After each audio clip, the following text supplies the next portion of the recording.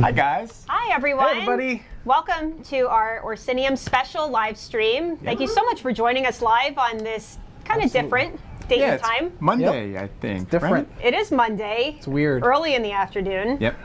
I'm Gina Bruno, Assistant Community Manager for ESO. Jason Levy, Community Coordinator for ESO. And I'm the Creative Director, Rich Lambert. Rich Lambert, co-hosting with us today. Yes. Thank you for joining us. Absolutely. We will be having additional developers joining us throughout the show. What is that, Casey? I hear Casey. something awful What in is the that? background. It's us, I Wow. think. It's us talking in the background. Man. I Good heard work, Gina. good work. So in case you missed it, we did announce Orsinium DLC pack today on our website just a few hours ago. 10 a.m. this morning. It was. It's official. It is. It is official. It is. So Orsinium will be coming out in November of this year for all platforms. That's next month. It is. It is too soon, in my opinion. Coming wow. up quick. Not soon enough. Not it's enough gonna be sleep great. for the guys. That's true. And the gals on the teams. Yep. So that will be coming out November 2nd on PC, November 17th on Xbox One, Yep. and November 18th on PlayStation 4. Yeah. So do you want to talk a little bit about Orsinium as a whole and what everyone can expect? It's sort of more PvE than PvP. It is. It's definitely geared more towards the solo player. You can play with your friends, obviously. It's not just purely solo. But we have a ton of stuff in here. So we've got at least 20 hours of gameplay. So if you love, zones like Glenumbra and Oridon and things like that, this is going to be right up your alley. Nice. It's a huge zone. We've got 20 plus POIs. I think it's the most content to date. Wow. Overall, like it's just huge. So There's a lot there. it is. It's massive. Nice. So when Orsinium is available in November for all platforms, it will be 3,000 crowns in the in-game crown store. And just kind of a friendly reminder that we are committed to releasing DLC content every quarter. Yeah. So Even if that means we don't get any sleep. Exactly. Well, it's worth it, overrated. right? Who needs sleep, right? Yeah. So this is our That's right. second one. Of It course, the is. Imperial Number City two, just Imperial came City. out. Yep. Subscription. And the ESO Plus, of course, it's free if you have an active ESO Plus membership, which we encourage because you get the content. So we release new content, you get it when it comes out. It's great. Yep. Yep. So today's show is just going to be sort of a high-level overview of what you can expect to see in the Orsinium DLC game pack. Yep.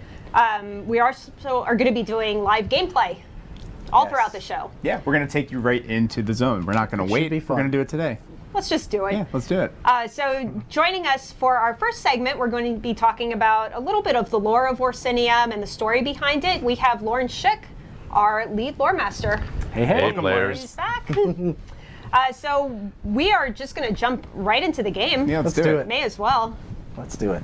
Oh, There it is. there we are. That's not me. No, it's not wearing shorts. Oh, there you go. Oh, so true. So welcome, Lawrence. Thank you. Yes, I'm excited. As a character and story and lore guy, I'm really excited for this DLC because that's what it does so well. They've really poured our efforts into the main quest and all the other lore-rich and culture-rich quests around them as we finally drill down into the Orsimer, the orcs of northern Tamriel. We haven't actually seen them Steal this dagger from you. Sorry. Sure. Not sure why that's in the chair, but The chair had it over here. Just covered. in case he spoils be anything. there. We haven't actually seen Orsinium in the Elder Scrolls series in game since Daggerfall, way back in the 1990s. So this is exciting. We have greatly expanded upon what anyone knows about orc culture and history and background and their crafting and the different ways that their clans work. You'll see in here. We're approaching Orsinium now, this is the new Orsinium that has been decreed and is being built by King Kurog and his adherents. There are many other orc clans in the zone of Rothgar, which Orsinium is the Wait, capital what, of. at that what is he bear. writing? Yeah, I hate to interrupt you, but what's going on here? Look at that Look at that bear. snazzy guy. We got bear mounts. We got bear mounts. We got bear pets. We got bear hats. Everything you can hardly bear it. No, You we've went got. there. I did go there, and now it's out of the way, and you don't have to. Thank you. I appreciate that. So Yeah, so we're approaching Orsinium now, which is being built under the administration of King Kurog, who is the Orcs' leader and member of the Daggerfall Covenant. And he has determined that the way to build an Orsinium and have an Orc country that is permanent rather than getting destroyed and razed by the neighbors every few decades is, first of all, you've got to build an unassailable, towering capital like this, and then you have to ally with people, which is why Kurog joined the Daggerfall Covenant, but it's also why he is inviting adventurers from anywhere in Tamriel to come and help out here. Because he has determined that the orcs, it can't be the orcs against the world, at least not till they're ready. That's right. One of the main orc mottos is wait till next time. And Kurog has determined that now it's next time, and it's time for him to have his allies long enough to be able to get fully established so that the orcs cannot be not have their capital stolen from them again. So you will help him do this. As you can see, Orsinium here is being built. There's scaffolds, the towers are going up, and as you complete quest content in Orsinium and in the surrounding zone of Hrothgar, you will actually see Orsinium being built before your eyes as you help out and establish the stability that Kurog needs in order to concentrate on finishing his capital. You will see the towers rise, you will see the scaffolding disappear, and you will know that you helped build Orsinium. Cool. We're approaching the palace here, Scarp Keep, or New Scarp Keep, because it's named after the old Scarp Keep that was in old Orsinium. Gotcha. And it's inside, you can see there's a new set of Orcish architecture that you'll find in this zone that's not been seen anywhere else before. And so we have buildings, we have palaces, we have dungeon sets, we have all sorts of Orcish cultural accoutrement, so that you can see that they are just about the best craftsmen in Tamriel. Going up the stairs here, of course they like it kind of dark, but here's the throne room. And you see, it's suitably grand and majestic, because Kurog intends to be taken for an equal of any of the other leaders of Tamriel, and there he sits on his throne, surrounded by Orcish engravings. Yep, nice. Wave to Kurog. Wave. Yep. Nice. This zone, it's not just, even though it's named Orsinium, it's not just the capital, it's also a whole lot of area around the capital. Basically encompasses all of the Hrothgarian mountains, right? That's right. Yeah. Where is Orsinium on the map? Orsinium on the map is, maybe we should have a look at the map. We should look at the map. Here we go. Orsinium on the map is right there in the middle of the zone. As you can see, you're over on the middle east side there. You can see the little blue triangle that indicates your location. And down below there, that's Bankarai. There's Stormhaven, yep. Rivenspire to the west, and Hrothgar fills in the gap there up over the bay there, south of the Sea of Ghosts. You can see that there's several different biomes. There's the boreal forest in the south, and then there's sort of the plains area in the center, and then it gets up into very snowy, very cold area, similar to Skyrim, up in the north. And we have, in the city of Orsinium, you'll find lots of all the standard merchants and craftsmen and things that you come to expect in one of our big cities. But in this case, they're all doing things in the Orcish way, and introducing to you new crafting styles and new items that you can get. There's the Museum of Orsinium Heritage, which you can help by going out and getting relics and bringing them back. It's a massive, massive treasure hunt. Yeah, yes. It's really cool thing that you do. So that as you bring these relics back, then you can visit the museum and you can see these are the various items from Orcish history that you have helped to restore. Absolutely. We also have out in the wilds, we have new monsters and new creatures that you haven't seen before. We've got northern variants of some of the standbys. Run that bear! Look at him. We see him. Yep. Look at that wiggling bare butt. Get used to it. That's what you pay your money for in the Crown Store, by golly. Somebody in chat had a question. When you rebuild the city, do you do it for each character, or is it per account? Yeah, it's definitely your progress per character through the story. It's not directly tied to any one particular quest. It's just a series of quests as you progress, as you start unlocking more things. You start, seeing the city change, and it doesn't change all at once. It changes over time. Why, look, here's a bizarre new creature. This is the Echeter. Love him. It's a wild kind of livestock creature that lives out in the boreal forests. The orcs have domesticated it as a beast of burden, but you'll see them out in the woods knocking heads against each other. You'll see their cute little babies following the parents around. They are very temperamental as well. They are. Yes, Yes. absolutely. They look so cute, though.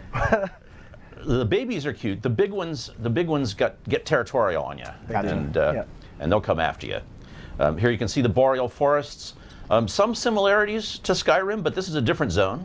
The trees are different. The crafting materials that you'll find, the items that you're going to use, the materials you're going to use to make new items are different than what you find in East March or the Rift. There's a wild Echeter down there. Is that dead or is it snoozing? I think that one's dead. Sneak up on it and see. Well, what killed it? That's depressing. There's a pack right there beside it. There's a pack of Durzogs. And where there's Durzogs, there's goblins nearby. And then we introduce a new kind of goblin, a new sort of crossbreed of goblins up in here. We've had the regular goblins down in the southern zones, and we had the Reeklings up in East March, as also seen on Solstheim.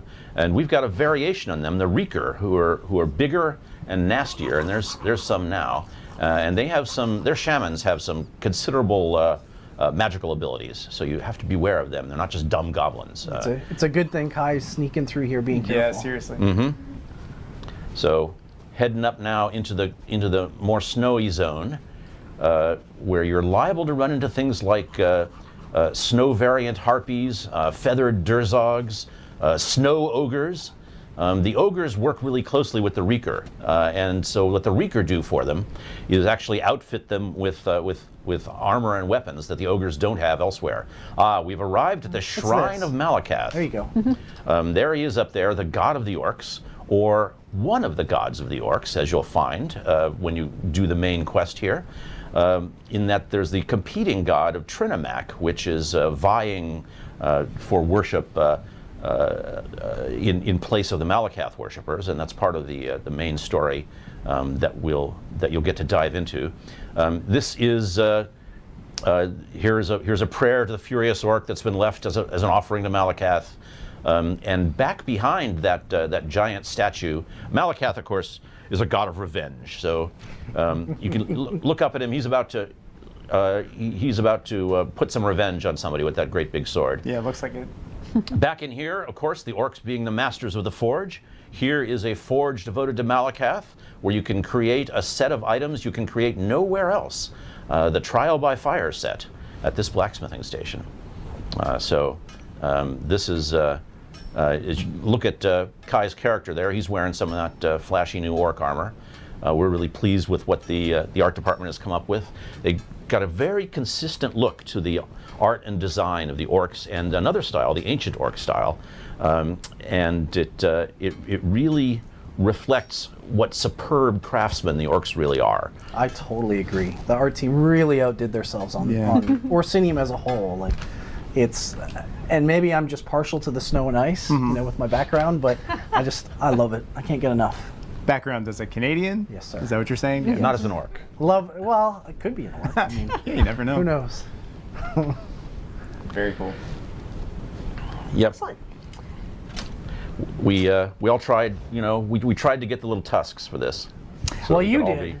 so we all Lawrence be wearing really wanted us to all wear tusks. I thought that I'll would have been admit great. that I wasn't too interested in that, but I would have done it if you would have found them. Yeah, the Halloween store let us down. So. Well, thank you very much, Lawrence, for coming in and talking about the lore. Of course, My pleasure. We don't want to share all the details because it's going to be coming out next month. You're going to have to jump in and check it out.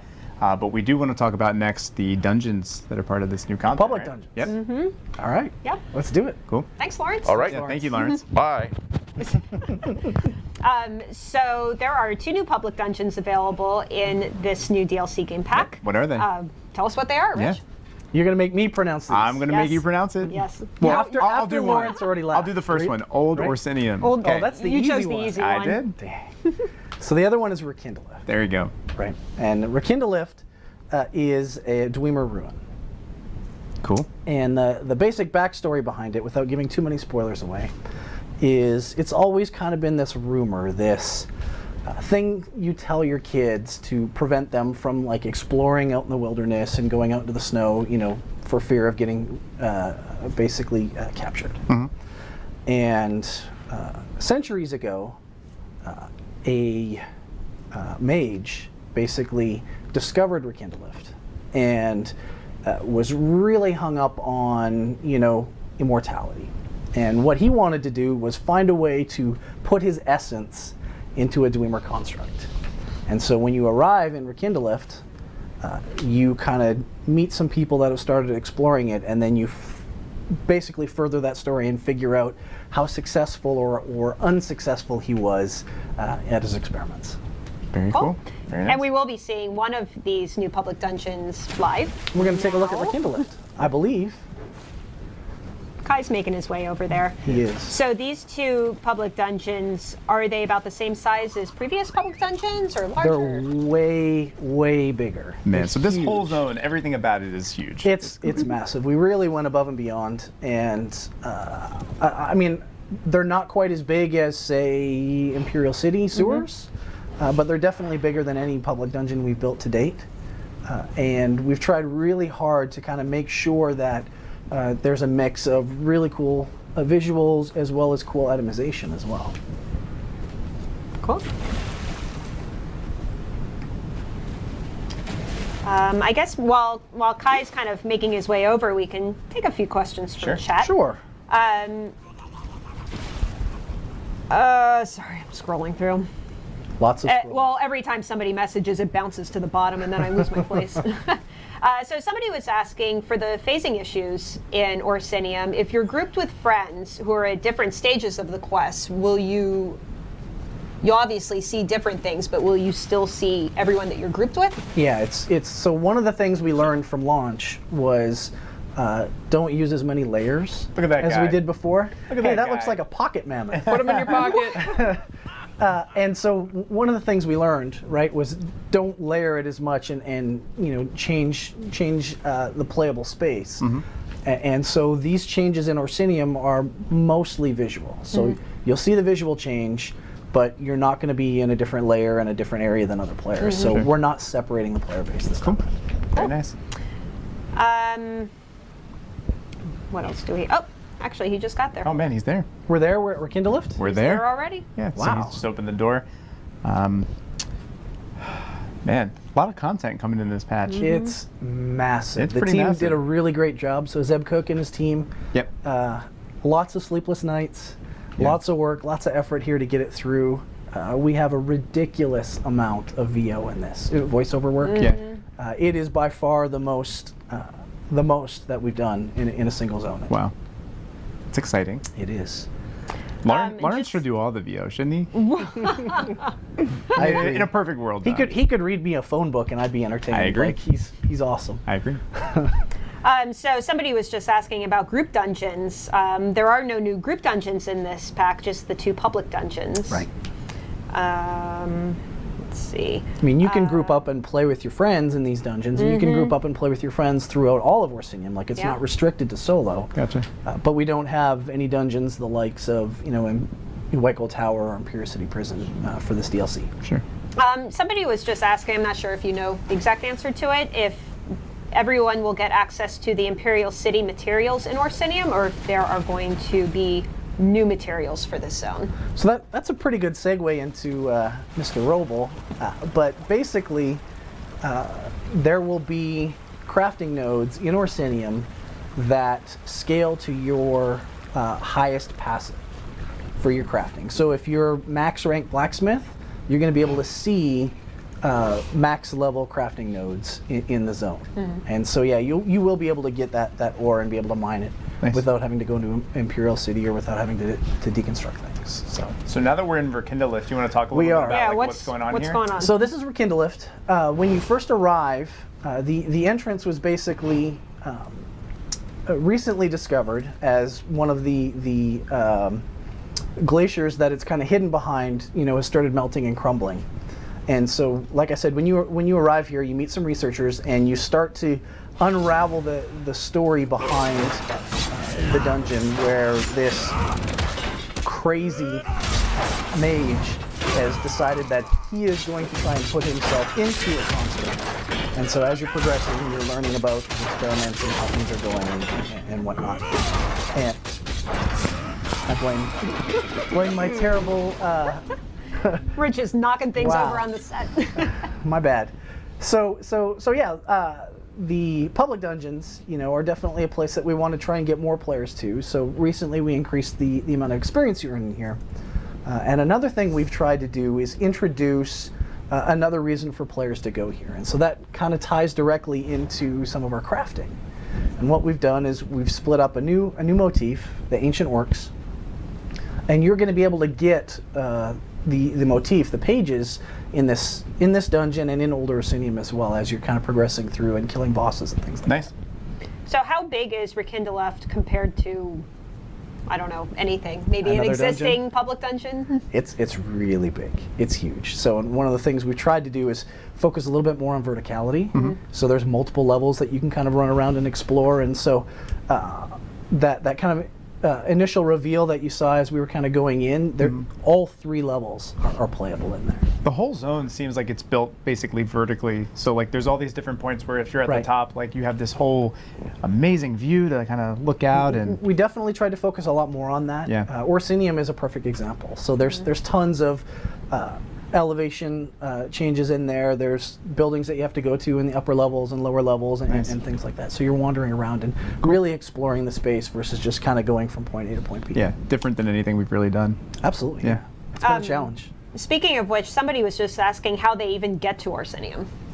So when when the DLC goes live, if you're an ESO Plus member or if you purchase the DLC, when you're in any major town, specifically in Devin's Watch or Vocal Guard or Daggerfall, I got those. Yep. An orc will basically run up to you and be like, "Hey, here's your invitation. You're invited play. to this area." Absolutely. Yep. Kind of in the traditional Elder Scrolls methodology. And if you miss that person, we automatically unlock the Way Shrine. And so you can just click on the Way Shrine and go straight to Orsinium. And then from there, you'll get on-ramped onto the quests, and you can just go in and start playing. Gotcha. Cool. So I'm not sure how much more Kai is going to be going through this public dungeon. I guess none, because now we're looking at us. We talk too much? I think now is a perfect time to bring on Mr. Roble. Sure. Start talking about I think it is, itemization. considering absolutely. he's right there. So This guy right here. He's there. there he is. There he is. Hey, How you man. guys doing? Good. Eric How are Roble. you? He's our lead combat designer. Does all the things with combat. And things not with combat. That's some things without combat. yeah, sure. Why not? So what types of armor sets can we look forward to seeing in Orsinium? Okay. Well, we sort of have a paradigm now, since we're like really hitting the stride with our DLCs. So now we're like adding new crafting sets to every DLC. We're adding new overland sets that sort of have a thematic tie into the area you're at and the different things that you're fighting. And then we add new dungeon sets as well. So this time the new dungeon is the Maelstrom Arena. So Nice. there's a bunch of new sets there as well. And one thing to note, just off the bat to start out with, Please do that. Yes, that's a big one. yeah, is that we are not raising the level cap. Hooray! It's still VR 16. It is. And that means that the item level power is going to be the same in here as it is at Imperial City. Great. So all your Imperial City gear and stuff is still good. It's not like, you know, oh, we come out with an expansion like 2 months later and like all that hard work you put in is already invalidated, right? And so generally, we kept that in mind when we were designing the sets. Nice. So we wanted to give people a lot more breadth of options in different ways that they could build sets and characters and stuff like that. And as well as filling in some holes of things that we're always kind of missing to sort of like create a parity between different types of builds. So for example, we have a new crafting set called Law of Julianos, which is very similar to Huntington's Rage, except it's a caster-based one. So it'll give you similar bonuses to spell power, and then the 5-piece bonuses, it just gives you a bunch of spell power. And this is a really good set to add because we were doing some playtesting, and one of our more novice players, I'll say, and it's nice being on a dev team this big, right? Because we have a really large diversity of player skills. Yes, we do. Which is mirrored in the population of our game, right? Like we have really hardcore players, and we have people who just want to log in for an hour every week and do something, right? So we have these really specific niche sets that like, oh, this is really good for like a frost build, right? Like that's a new thing we added. But then this novice player was like, hey, which of the cool new sets should I get? And we're like, well, wait, this one's really complicated. This one you have to like get a bunch of critical strike, and you don't have a build for that. So we wanted to add something. It's just like, oh yeah, this is just you just get more stuff, right? Like you just get more spell power. It's easy to use. You don't have to like think about it. So it's like the no-brainer. Yeah, it's that's just right. Yeah, a good set in general to have. And yeah, like you're talking, the crafted nodes are now scalable, which is really nice. So anyone, if they're level 10 going in here, level 30, or a veteran rank character, they can be getting ore if that's useful for their character. Sure. It's Or ore, Ancestor it's also Silk. Look at that, leather, right yeah. there. Yep. Every crafting node, it's all going to be good for them. And then we have a few more sort of more specific sets. And we have new ability altering weapons. In the Maelstrom Arena. Yeah. Yes. Okay. Which, if you're familiar with the Dragonstar Arena, it's pretty similar to how that works. So they'll drop off the very last boss only. So you have to be able to get all the way to the end. And we actually only have them in the Veteran Arena to be able to get these. So this is kind of like a cool thing you can show off to your friends. You're like, oh, look, I got this really sweet weapon, but you have to be good enough to actually... like I went through all 9 of the arenas, right, and I beat all the bosses, and yeah, I was able to accomplish that, Nice. which is really difficult. Yeah. And so just to give you an example of one of them, they're all modifying the second tier in the weapon lines. So like the first one with the restoration staff was modifying grand healing, and now the second new one is going to be modifying the regeneration ability. And the one that we have is called precise regeneration, and it restores magicka when you crit with a spell to your ally. Okay. So it's really great for restoration staff because as a healer then I'm able to support my allies. Right. And then it also gives me, some flexibility of, oh, there was a stamina one at first and now there's a magical one, so I can sort of pick which one's better for the types of allies I'm using in my playstyle. Gotcha. Cool. And the last thing, which is really nice about it, is it works on critical strikes, which generally casters aren't super pumped about critical strikes because getting critical heal just means you healed them for their full, and then there was some extra that didn't do anything. Right. So this sort of creates a different, interesting build of, oh, maybe I'll use a lot of like heal over time effects, which are a little bit better with crits, and I can be restoring magic back at the same Nice. time. So somebody had a question about the crafting node scaling. He was saying once we level beyond something like iron, for example, will they never find iron in Orsinium again after that? Will they have to go somewhere else? So there'll be a chance, right? But for the most part, you're going to see the best place to go and get really old stuff is to go back to the original zones. Yeah, and those zones will always have that one That's tier, right, yeah. So yeah, it's not like, oh, there's no way to now get iron in the world, and there's going to be an iron catastrophe shortage, right? But yeah, we've talked about adjusting to the random chance of like, oh, well, you still might get some kind of old thing. So that's definitely, we'd love to hear PTS feedback on, crafters of different levels and with different characters. I saw someone mention, oh, my alt does all my crafting, and he is max level, but my main character doesn't have any skill. So it's like, oh, maybe now it's more interesting to, spend some of my skill points in this way on this character, or, maybe I can run around with my crafter in Orsinium since he will get scaled up. You will, right. Which like, is, you'll be able to play through on your ults actually, through Orsinium because it is battle leveled and like Cyrodiil, basically. Yeah. And then you can get some more skill points to spend on more crafting unlocks, right? Well, there you go. It's that Maybe you'll endless cycle. Yeah. Somebody was just kind of saying in passing about fixing item sets that are currently bugged. We do have a lot of bug fixes going into this patch for item sets. Just out of curiosity, somebody was asking regarding the new public dungeons if the mobs that you find in there are kind of equivalent to other public dungeons, or if they're more like the Imperial City sewers in terms of difficulty. Yeah, you'll be able to run around in there and do the same kinds of things you would do in a regular public dungeon. So you're probably going to need a buddy to kill some of the bosses, but for the most part, you can wander around if you're careful, and you can solo in there and do your things that you need to do. Okay.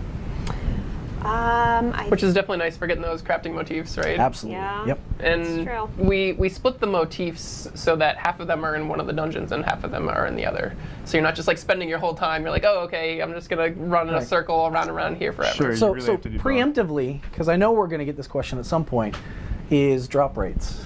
That's kind of been the touchy subject, especially in Imperial City with the random chances on things. What are we going to do for that? Yeah, great question. I actually have been working on this the last couple days. So overall, the drop rates were kind of a little bit low just because there's so many different sets that you can get. So assembling just one specific set takes a really long time. So we basically just went and increased like all the drop tables across the board. For like Imperial City, it was like 10% when you were doing the normal dungeon, and we bumped that up to like 30%. To get a set. Just to get one piece, right? Yeah. So now, on average, when you run through the dungeon, you should get one set piece, because you're killing 3 bosses for like a 30%, and then the boots have like a chance to drop off the mobs as well. So you should be able to, you're like, okay, I'm getting pieces. Nice. Good. And then the veteran mode as well, we also increased the drop rates to a similar amount. So Awesome. yeah, people are going to be getting a lot more sets. And something else we were just looking into is the drop rate on the monster's teeth. Because we have a whole bunch of BI data that shows the Yes, drop we rate do. of each of those treasure vault items. They're like way down here, and everything else is way up yeah, here. and the monster's teeth were way lower. And then when you're playing on live, you'll see people selling pieces, and some pieces are selling for way more than others, right? Because it's super rare to get something like that. So yeah, we were just looking through the requirement list, and like some of the specific mobs weren't set up to drop the monster's teeth, even though they were like, oh, this is a Daedroth, and it should be because he's a big, huge creature, but he just wasn't on the table there. So we got a whole bunch of that stuff updated today. Awesome. So that'll be in for the Orsinium update as well. Nice. Okay. Awesome. Well, Kai is approaching Maelstrom Arena, so I think we are going to say farewell to you. Oh, I just got here though. Oh my god. You'll be back. I'm sure you'll be back Yeah, in a future there show. are a few things I would like to talk about on a future update. And we'd love Next to hear about ESO it, yeah. Live. Yeah. Absolutely. Good Yeah. tease. Well, Thank you, hopefully Eric. we'll have you on the next show. But thanks for kind of going over all the item sets with everybody, and Yep. I'm sure everyone's really itching to get in and check it out. Yeah. For Oh sure. yeah. So on PTS, you guys can get all the items that are available, and we'll probably be putting them on the templates in a week or two, so people can just test them out and see what the balance is like. Yeah. And we'd love to hear which ones are your favorites and which ones are like, oh, I would never use that one, kind of stuff. So Cool. yeah, that'll be great. Good There you feedback. go. He's listening. All right. Thank you, Eric. Thanks, dude. See you guys. So, yeah, as we mentioned, Maelstrom Arena. We're going to show you a little bit of that next. Yeah. That is. Saw Roble butt right there. Oh God. Just saying. Oh, God. Get it Oh, out. no. Bye guys. I'll leave you with that. Wow. I don't It's even okay, know. Gina, breathe. It's okay, Gina, breathe. I don't even know what Oh, to say man, after that. Look at this seamless transition we Yeah, have we here. It's failed. beautiful. Hi, It's Robbie. beautiful. Hi, Robbie. So, Maelstrom Arena, guys, it is a single-player instance Yep. where you can go in, fight through arenas similar to Dragonstar Arena, except you're by yourself. You are. Absolutely. So we have Robbie here, our dungeon lead. He's going to be talking a little bit about Maelstrom Arena, sort of what it is, what you can expect There to he is. see, and we'll show you a little bit of it too. Yeah, exactly. Yeah, right. thanks. So welcome, Robbie. Hey, how you guys doing? Good. Fantastic. Yeah, so Good day. yeah, it's great. It's exciting. So like Gina mentioned, Maelstrom Arena is a solo arena similar to Dragonstar. We have 9 arenas total that the players can progress through, and each arena has a specific challenge that players have to overcome. Nice. A trap or a specific boss at the end of each arena that players have to fight. So, 9 arenas, there's a lot there. Are we doing anything to basically make it so that it's a little bit more bite-sized so that players can kind of play through and at their own pace? Yeah, so one of the big goals for the normal side of this, there's a normal and veteran difficulty for Maelstrom Arena, is that in the normal mode, your progress is actually saved with the quest that you follow through the arena. So say you get to Arena 2, which we're going to show here in a minute, which is Set's Balcony. And say you're like, hey, I'm done for today, I'm just going to log out, and you come back tomorrow. As long as you are still on that quest, you have that quest, and you're on Set's Balcony, whenever you go into the normal mode and you use the portal to get into the arenas, it will take you directly to that arena. Nice. Don't be afraid, Kai. Jump in there. There he goes. Get that going. Let's try to talk over as you're playing. As you can see at the bottom, we've got Oh, stay out of the spinners. So this is the trap of this arena, which is with the blade traps. And each arena, which are pretty cool. Hans Larsen, our encounter designer on this, came up with this, and people have had a lot of fun with it, so it's pretty cool. Yeah, it is. It's very... Lots of situational awareness. Yeah, so it's one thing where, when we make overland content, we want this to be, accessible to kind of everyone. Everyone can go in and kind of play. Yeah. And then we have things like public dungeons where, maybe you need to bring a buddy along, like Rich was mentioning before.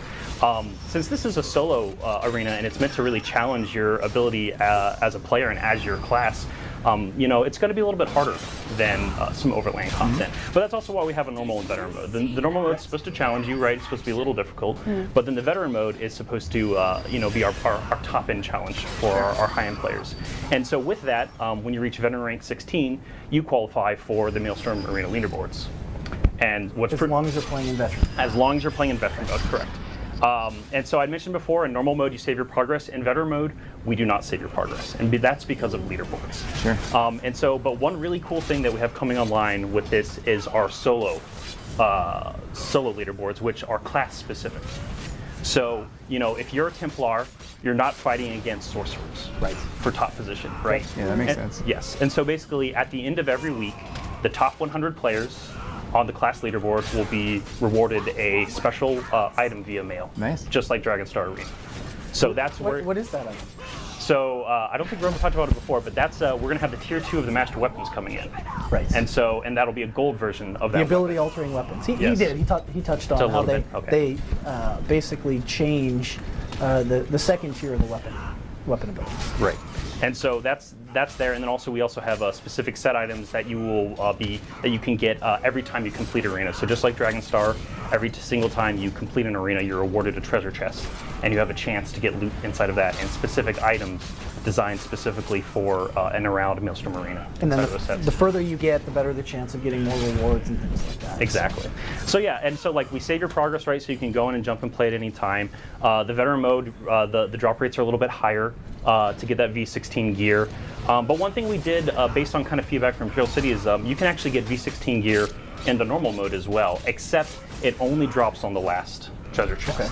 So the idea is that, yes, we understand, some people might not be able to do veteran, so we're kind of throwing you a bone a little bit, but you do have to get to the end of the normal arena in order to get that V16 stuff. Yeah, there's got to be a challenge there somewhere. So this is a solo thing that the players can play through. I'm seeing a bunch of glowy type things that are around in this arena. What are those? So those are what we're calling sigils, and these sigils, because we couldn't design these arenas around a specific class, right? Templars have different abilities than a Nightblade or a Sorcerer or otherwise. These sigils are there to kind of help you get over humps, get over challenges that you might be having inside of Arena. So say you're having an issue with healing at one point. Kai's actually right next to the healing power-up. You see that sigil of healing. He can go over and use it. So he's going to press the synergy button here, and he's going to use it. So you see that? Now he's going to get a powerful heal over time. And so these are designed to basically say, hey, are you having a rough time at one point? Is there something that you're having a challenge getting over? These are kind of supposed to help you push past that. And also they're just really fun to use, right? So they're fun just to get really powerful for a little while and to just be able to just kind of just power through some of the challenges. So we had a lot of fun designing them and coming up with them. One thing though, because the veteran mode, right, and the leaderboard mode is supposed to be our top-end challenge, The sigils are there to help you, but they act as bonus points for the leaderboards. Okay. So every single time you do not use a sigil, you are granted bonus points. So you don't have Yes. to use them. So you don't have to use them. So eventually, the top of the top is going to be a run that doesn't use anything. Right. Right. So that's Okay. the incentive to Yes. try your best without them. You know, we designed it in many ways around using them, and then we try to pull that the veteran balancing into, hey, sometimes you have to use them and sometimes you don't. Because with the champion system, right, that's a vertical character progression. Players are going to get more powerful, and we've seen, and our expectation is, eventually people aren't going to need to use these. Gotcha. And so, yeah, so that's a lot of fun. The sigils are available every single round. Each arena consists of multiple rounds. Oh, God, what are you doing? He's going to hit the switch here to stop the blades. So Spinny's hurt, just saying. there's going to be a lot of people down in the cities. I think the BI data, I have a feeling that it might be the highest thing that kills I bet people. you at veteran ranks, it's definitely going to be the top killer in this arena. But like I was mentioning, the sigils show up per round, and they respawn between rounds as well. And if you die, they respawn. So we're encouraging liberal use of them, especially for the normal mode, and we're still encouraging liberal use for them for the veteran mode if you're just trying to get gear or otherwise. But again, if you're trying to go for that top leaderboard spot, you're going to have to learn when do I use these and when do I not. So Awesome. yeah, it's been a lot of fun. So chat has a whole bunch of questions about Shocking. Maelstrom Arena. Yep. Just to clarify, you can go into Maelstrom Arena at any level. Yeah, absolutely. Just like You don't have to be just VR like the DLC, you can go in at any time. We're going to battle level you to the max level through here, or I think Well, VR 15. But So Maelstrom Arena actually follows the same paradigm as dungeon you're right. scaling, so it scales to you, Yep. actually. You can go in at any level, and it technically starts at level 10. You could go in before that and still play it. But yes, it's the floor is level 10, and goes up to veteran 16. Nice. But you don't have to be veteran 16 in You do order not. to do No. veteran Maelstrom Arena. In order to Or- qualify, so normal mode is level 1 through 50, right? And then you can also play normal mode on veteran ranks 1 through 16. Right. Veteran Maelstrom Arena opens up at VR1 and can be played from VR1 to V16. but And you only- can't get on the leaderboards Right. until you're VR 16. Right. Yes. Correct. Yes. I'm Again, saying right drop because I know, but for everybody else. Well, and again, that's because drop rates are higher in veteran. So if you want to go play it at VR2, you're going to have every time you complete an arena, you're going to have a better chance getting gear than you are on the normal mode. So, but again, like we mentioned, normal saves your progress, which is nice, but also you can play Maelstrom Arena as many times as you want. Cool. The quest itself is fully repeatable. So as soon as you complete that quest, you would just leave the arena, wait a little while, and whenever you come back in, you can pick that quest right back up. Right from the beginning. Yeah, right back up from the beginning. So. And you can run through normal veteran. Normal veteran? Nice, right? Maelstrom Arena multiple times. Yep, Yes, absolutely. that's kind of just As many mentioning. times as you want. Yep. It's fully repeatable. The quest is fully repeatable, and the instance is fully repeatable. So. For the master weapons that you were talking about, are they only acquired from the leaderboards, or can you get them as a droppable item somewhere? You can get them off the last boss. The last boss chest has a chance, and then the reward at the end. I'm pretty sure it's guaranteed. I'd have to touch with the Robo about that. It's close. Well, if you're on the top 100, you get a gold version Right. of the. Yes. Of the master weapon, you have a chance at them. Yes. Yep.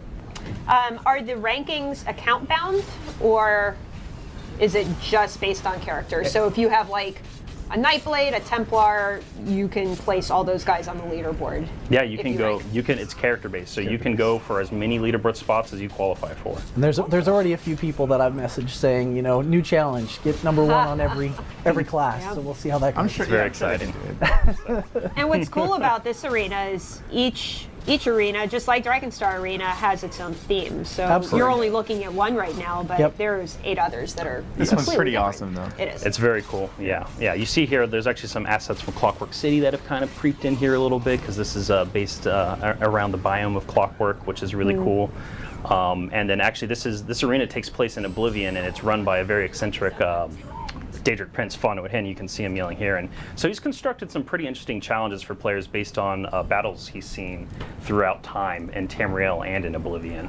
So that's kind of the basis. I don't want to spoil too much, but Exactly, yeah, yeah. that's kind of what this eccentric there's a Daedric big Prince. boss. There he is. There's the boss. This eccentric Daedric Prince has constructed a lot of challenges for players to take on. So. Somebody was just asking if sorcerer pets can also get hit by the spinny thingies. Player pets cannot get hit by the spinnies, and we did that on purpose. That was one of the things where playtesting, people's pets would just be dying, and it was just frustrating to see them go away all the time and the magic that you just spent on it. So this arena actually at one point was pretty interesting. Hans Run away, Kai, run away. The other Boston come out here. Hans actually had set it up so that the spinny blades could attack monsters as well, and it was pretty crazy because they would be hitting these monsters, and there would be a lot going on. And ultimately, we decided against him. But it was a pretty interesting thing that just happened in the development cycle to see what happens if these blades can just hit anything. Yeah. So it was pretty fun and it was exciting, but it took a little bit away from the challenge. So we decided to keep it to only hitting the player. So. Actually, Kai, whenever he hit the switch, he's hit the switch a couple times. The object in the middle, the kind of generator that's exploding there, switches to a healing mode. And if players can go inside of that in order to heal themselves, but also if they drag monsters inside of that, the monsters will heal. The monsters will heal. So yeah, so that core concept of the environment affecting the monsters is still here, kind of like I was mentioning with the spinning blades, but it ended up working a little bit better just having this central element of the arena that could affect the monsters rather than the whole thing. Awesome. So yeah, I can't wait to start seeing people on the leaderboards and I know this. Start to hear the trash talking that goes on in the office now. Yeah. Oh, there you go. You got hit by the middle there. That's pretty cool. Got thrown back. It's been really exciting watching our best testers test this out. We tested this over, man, it was over like a 2-month period off and on for a while, and even then we tested it for a while, and then we waited for Roble and his team to make some gameplay changes based on Imperial City feedback, and then we kind of went in for a final round of balance testing before the public test environment. And you know, our best testers, they've been loving it. We had time set aside for them to play it, but they were so interested and so enthralled and kind of pushing their character builds that they would be playing in their off time and giving us feedback, and it was great. So our QA is really great, and they've done a great job helping us test this. You see here, there's this tri-boss battle here. Kai is just, he's trying. So it's pretty cool. Gosh, it would be really nice if we had some sort of event on PTS for leaderboards or something. Is that a tease? Is that? Maybe That's a big tease. Maybe a little tease. Wait for later? Wait for later. Soon. Okay. Oh, Soon. TM. TBD. Can I have patch notes? So yeah, I saw the Twitch stream explode earlier about the icon that showed up on Rothgar when we showed the Rothgar map, and people were saying trial. And I just want to clarify that icon is the Maelstrom Arena icon. So yeah, we are working on a trial. That's something Rich has talked about before. Yep. It's for a future update. We're listening. We're doing it. But that icon specifically for Rothgar is the Maelstrom Arena. A little more patience. Yes, just a little bit more. So. Somebody in chat was just saying, hey, this is really great for DPS, but what about healers and tanks? How are they supposed to compete for first place? But don't forget, every class has their own leaderboard. Yep. That's right. So that's You one will of the be competing with other healers. Yes, so that is one of those things that where, again, the veteran leaderboards are specifically designed around, are you the best at your class at kind of doing everything? Overall, I think that's the big key, right? Is the leaderboard is a measure of your overall performance. Yes, DPS has a component to that, but you're going to get your butt handed to you if you're not healing and you don't have this self-sustaining build. Sure. Yes. And so I expect to see a lot of different builds and a lot of different tweaks over the course of the leaderboard cycle. Yeah, definitely, like Rich was saying, the expectation for the veteran leaderboard content is, you know, you're going to have to come up with some interesting builds. You're going to have to probably tweak your playstyle, and you're going to even have to tweak your playstyle based on the arena you're inside, right? Because we want to give our in-game players, you know, that mountain to climb and that challenge to overcome. But again, that's why we have the normal mode. And the comments about tank and healers, the sigils are there in the normal mode, and there's no reason not to use them, right? You should use them all the time.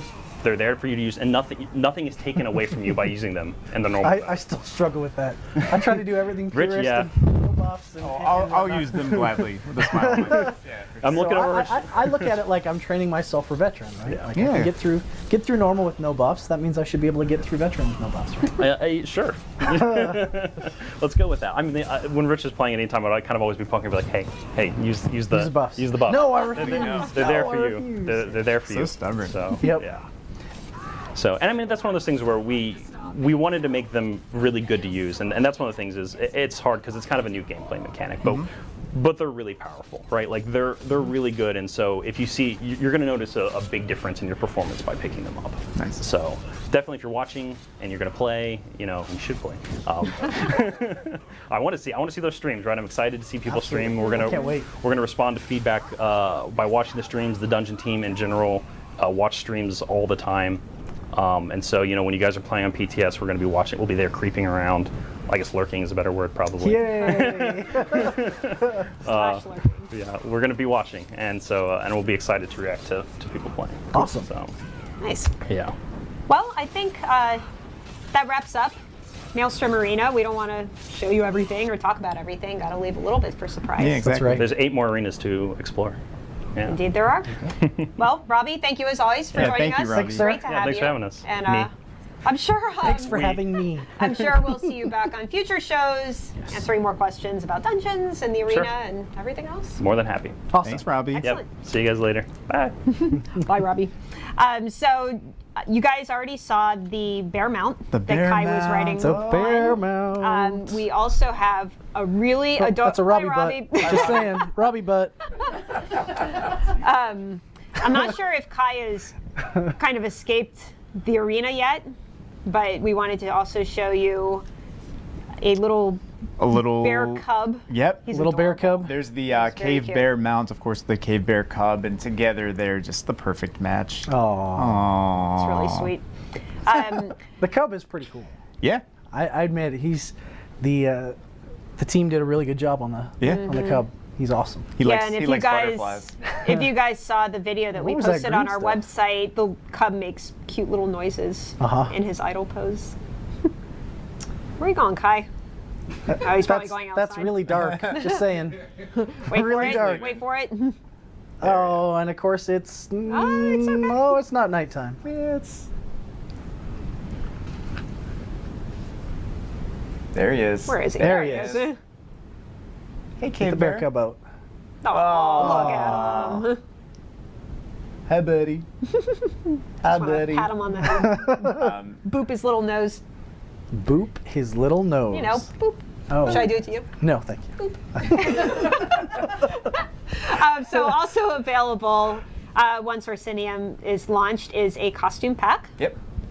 filled with all sorts of fun little costumes. And these, of course, will be available when it goes live. So November 2nd, like we said earlier, for PC and Mac, the 17th of November for Xbox, and the 18th of November for PS4. So there you go. Very So isn't nice. there? Very fancy. There's another kind of big thing with the store, isn't there? There There is. We have an Orsinium collector's bundle also available. This is 5,000 crowns. What you get from that is the Orsinium DLC game pack, the bear mount, the cub pet, and some XP scrolls also. Exactly. So if that wasn't enough, you get all those things all together. You can just jump on in, and the XP scrolls are great because if you want to kind of level up and Yeah. Get it's, in it's a there. great kind of Orsinium starter bundle, if you yeah, will. exactly. Yep. Very nice. So everything we talked about today was everything that's included in the DLC game pack, but as always, we also have the base game patch, which is available to everybody. So we wanted to just kind of touch on a lot of the things that are available in that patch. We have controller support. Yes. The long-awaited fun. controller support is finally in. Yeah, so yes. for PC and Mac now you can use a controller. It's actually for PC only. Oh, for PC. Right. My mistake. So We're waiting on the 64-bit client, which we're working on Gotcha. for Mac, but for now it's PC only. So when you plug this in, you get the console UI as well. Isn't that how that works? Yeah, there's an option in the options menu that you can turn gamepad support on, and when you do, that flips it over to the console UI. Cool. And so whenever you want to switch back, you just flip it off, and then you go back to the PC. Very UI. nice. Very nice. And we also have subtitles, as you might have seen as Kai was going through Yes. the Arena. I was wondering if anybody was going to mention I in saw chat. a couple what is people all in that? chat What is all being that? like, Yeah. is that subtitles? So Yep. subtitles is in this update, as well as I don't see it on the list, but Loot Drop is actually on PC as well. And so you saw Kai running through when he was looting stuff. There was that little update that popped up, and so we've moved that over as well. Nice. I don't think I have that in the patches. Uh-oh. All right, well, we'll edit that later. I better go back to my desk and send you an email soon, right? Exactly. We also have much awaited improvements to the grouping tools that will be Yes. going into the This patch. is a big one. We're going to do this over a couple of updates, but the very first one is cross-alliance dungeons. And so I think we're going to talk about this in a lot more in depth later on, but this is one way to make it so that the group finder works a little bit better and more quickly. Nice. You know what else is coming? What? Shield dies. Oh, my goodness. now I think there was a certain person on the forums. Our that- buddy Jericho, on the Jericho, forums yep. has wanted this for so long, and it's happened. Well, there you go. It's there. It is happening. Yeah, we've been hard at work on this, getting it into the game, and it is coming with this update. So Awesome. Yep. Now, you had talked about on a previous ESO Live champion point caps and the catch-up system. Uh-huh. That's going to be going into this It patch. is. And That's a big one. That's going to Yeah, make everybody's lives a little bit easier overall. indeed it will. We also have improvements to battle leveling going in, some Akaviri crafting style, Yep. and One thing no veteran ranking. exactly. No Yeah, veteran we rank. me- Eric we've touched mentioned on it a few this, times, but let's we keep should saying probably repeat this over and over and no over. VR like, increase. Just in case We're not Yes. increasing the veteran ranks. Yep. This is definitely meant to be a breadth of options and not necessarily, hey, I just spent all this time in Imperial City. Sure. Now it's all invalidated. Like, it's still important. Imperial City is still worthwhile. Orsinium has some worthwhile options as well. So. Nice. People are kind of asking, what is the CP cap going to be? I know What we is- have it in the patch notes. What Not is sure the if you want CP to cap? tell them now or let's just tell let's them wait for the later. patch notes. But what I will say is we have obviously been looking at the overall number of champion points out there, Yep. and we picked a number that didn't impact a ton of people. So we were definitely careful to pick the right number, and for those that are over it, you won't have to grind anymore, Nice. but you'll be able to be, max level, basically, max power for this update. And we have all of this explained in the patch notes that we'll be posting. And I'm sure we'll talk about it a little bit more in depth later on as well. Nice. Well, for everything that we've discussed today, we're going to be talking about it more in depth over the next month, leading up until launch. I can't even believe that launch on PC is less than a month away. It's that soon. It is. It seems like we just did Imperial City. Like, Keeping it pumping. It's good. Yep. Yep. more hours in the day. So, as we mentioned, we will be posting the patch notes sometime later today, so you can start reading. Oh, look how cute he is. He's catching Get that snowflakes. butterfly. We had originally said that PTS was going to be up today. Unfortunately, the patch is just so huge that maintenance is taking a little bit longer than we expected. So we are still in maintenance on the PTS. It will be available tomorrow afternoon, Yep. Eastern time. So we're going to keep on working with it. But it's on its way. It is. It's happening. You'll be It's able just to play happening a little bit slower. tomorrow. Yep. But we will post the patch notes today, so you have something to read. Exactly. In preparation for tomorrow. Awesome. Yep. This was fun. We talked about a lot, and this is did. only just this much of Yep. everything. Very cool. And as Jason mentioned, we will be talking about a lot more of these things on future ESO Live shows. Yep. Speaking of which, our next show, instead of this Friday, is going to be next Thursday, October 15th. Since Yep. we're doing a stream 15th. today, why do another one so Yeah, we don't want to soon? give you We'll wait. too much in Information just 1 week's overload. time. Yeah, exactly. So we'll be back in next week. Is that next week? Next week Oh my- already, October Next Thursday. 15th. How is that possible? I know. Already the middle of October. Yeah, so we'll be talking about, like Gina said, like gamepad support, looking for group and all that stuff, and then of course more of the base game patch and DLC updates throughout the next couple weeks. So Absolutely. giving you details on everything. Yep. Yeah. Well, I feel like we talked. I think we did it all. I think We did. We went through all of it. I think we did. went a little longer than we originally planned, but little that's bit. good, right? It was we, good. we A wanted lot to of show off stuff. as much as we could. Yeah. Awesome. Indeed. Well, thanks to everyone for joining us live Yeah. Thank you guys. on this Monday, talking about Orsinium. If you, Go ahead. I'm just going to interrupt you. The ahead. one thing, if you guys haven't checked out yet, is we released this awesome trailer showing off Orsinium. It And is definitely our best today. if you haven't been It's to so the good. website, you can check it out. But also, we're going to be showing it at the end of the stream, so you go. you can stick around and see that. Yep. Awesome. Well, thanks again for everyone for joining us, you, and guys. we will see you on PTS tomorrow afternoon with Orsinium.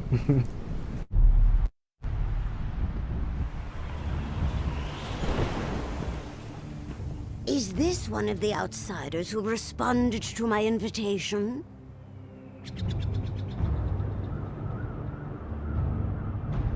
Welcome to Orsinium.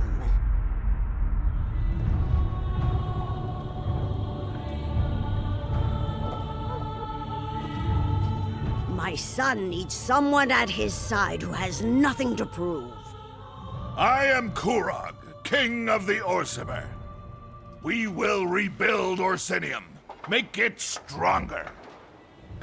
Whoever dares oppose the uniting of the Orc clans will feel my wrath. Welcome to my war.